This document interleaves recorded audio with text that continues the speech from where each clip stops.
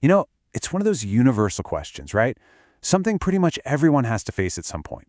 Seriously, how do you heal a broken heart? And I'm not just talking about romance.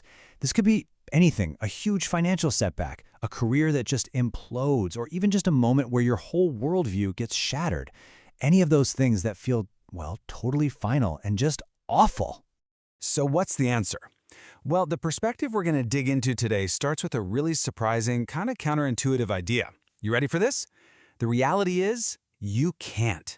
You cannot heal a broken heart. Okay, that sounds incredibly bleak, I know. But stick with me for a second. It's all about a metaphor. Think about a broken heart, not like a cut that heals and disappears, but more like a broken bone.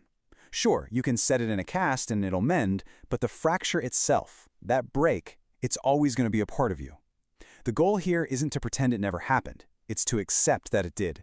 And that idea, that right there, is the first big step in this whole thing.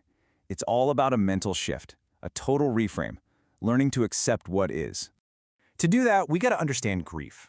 The philosophy we're exploring sees grief as an emotion that comes from our judgment about what happened. Now, let me be clear. That does not mean the pain isn't real. Of course it's real.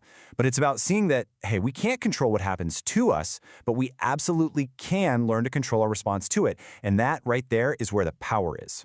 So how do you actually get that control? You have to ground yourself in the one and only thing that is actually real, and that's the present moment. Think about it. When we're stuck in the past, that's where all the sorrow lives. And when we're constantly worried about the future, that's just a recipe for anxiety. The only place you can find your footing, where you can find some peace, is right here in the now. All right, so once we start to get that mindset shift, what's next? Well, this is where we move from thinking to doing. This brings us to the second part, the action of rebuilding. The big question is, where on earth do you even begin? It all starts with one tiny, simple action that gets you out of your own head. Just commit one small act of kindness. That's it. That's the very first brick you lay on a new path, building away from that disaster. And this idea is actually part of a bigger daily framework, one that's inspired by the ancient Stoics. It's a 5-step routine to build that resilience. So step 1, wake up and find something to be grateful for. 2, really accept that the past is done. 3, take ownership of your thoughts, purify them.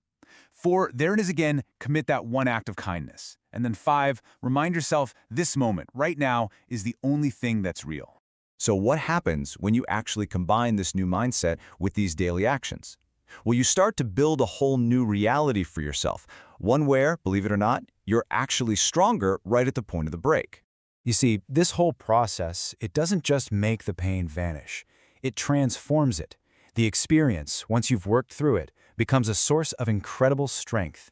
It can make you more perceptive, way more compassionate, and even a little more humble. You made it through the break, and now you are stronger in that very place. I want to leave you with this really powerful thought from Lord Byron, because it just sums this all up so perfectly. He wrote, "And thus the heart will break, but brokenly live on." Your break, it becomes part of your story, part of your strength. It's proof that life, with all its messiness and pain, really does go on.